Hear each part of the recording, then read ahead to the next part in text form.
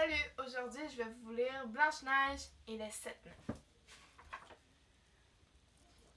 Il était une fois une reine qui mit au monde une magnifique petite fille. Ses cheveux étaient aussi noirs que l'ébène et sa peau aussi blanche que la neige, si bien qu'on l'appela Blanche-Neige. Hélas, la reine mourut peu après la naissance de l'enfant. Le roi se remaria avec une femme très belle, mais qui cachait un cœur d'une grande noirceur. Tous les jours, la jeune femme interrogeait son miroir magique. « Miroir, mon bon miroir, dis-moi qui est la plus belle. » Le miroir, qui disait toujours la vérité, lui répondait qu'elle était la plus belle d'entre tous.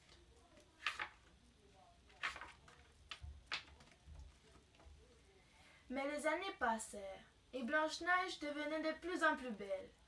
Un jour que la méchante reine questionnait son miroir, celui-ci répondit « Ma reine, vous êtes très belle en vérité, mais Blanche-Neige est désormais bien plus que vous. » La reine, folle de jalousie, ordonna à un chasseur de tuer l'enfant et de lui rapporter son cœur comme preuve de sa mort.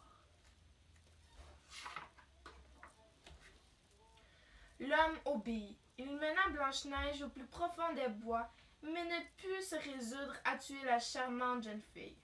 Il la pria de lui pardonner et de partir le plus loin possible. Le chasseur rentra au château et présenta à la cruelle reine le cœur d'un chevreuil qu'il avait tué en chemin. Dans la forêt, la pauvre Blanche-Neige, abandonnée à son sort, courait à perdre haleine. Elle s'arrêtait toute tremblante de peur et de froid lorsqu'elle aperçut une petite chaumière dans une clairière. Elle frappa timidement à la porte, mais personne ne répondit. Doucement, elle entra à l'intérieur. Tout était minuscule. Il y avait autour d'une table 7 petites chaises, et sur cette table, 7 petits couverts et 7 petits gobelets.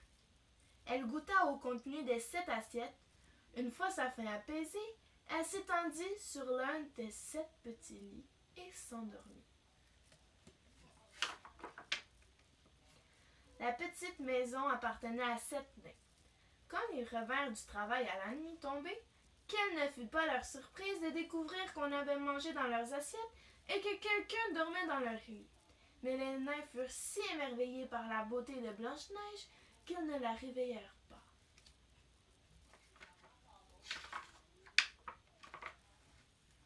Le lendemain matin, lorsque la jeune fille ouvrit les yeux et qu'elle découvrit les 7 nains, elle leur raconta ses mésaventures. Ils lui offrirent de rester et de les aider à faire la cuisine et le ménage. Blanche-Neige accepta à leur plus grande joie. Les jours passèrent paisiblement jusqu'à ce que la méchante reine consulte son miroir. « Miroir, mon bon miroir, dis-moi qui est la plus belle. »« Ma reine, vous êtes très belle en vérité, répondit-il.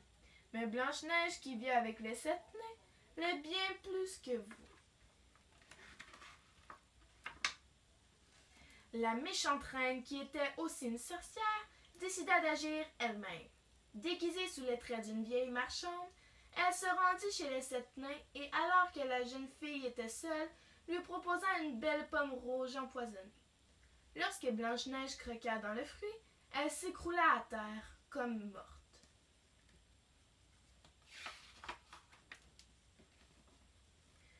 Quand les 7 nains revinrent du travail, ils trouvèrent la jeune fille inanimée devant la porte. Leur chagrin fut immense. Les nains taillèrent spécialement pour elle un cercueil en cristal. Ils l'allongèrent dedans et la portèrent sur une colline où ils la veillèrent à tour de rôle. Un beau jour, un prince qui passait par là découvrit Blanche-Neige dans son cercueil transparent. Saisi par sa grande beauté, il en tomba amoureux.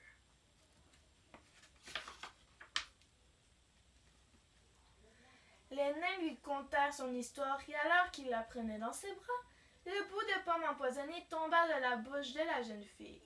Blanche-Neige reprit vie aussitôt. Elle épousa son beau prince et ils vécurent heureux, entourés des 7 nains. Bye bye!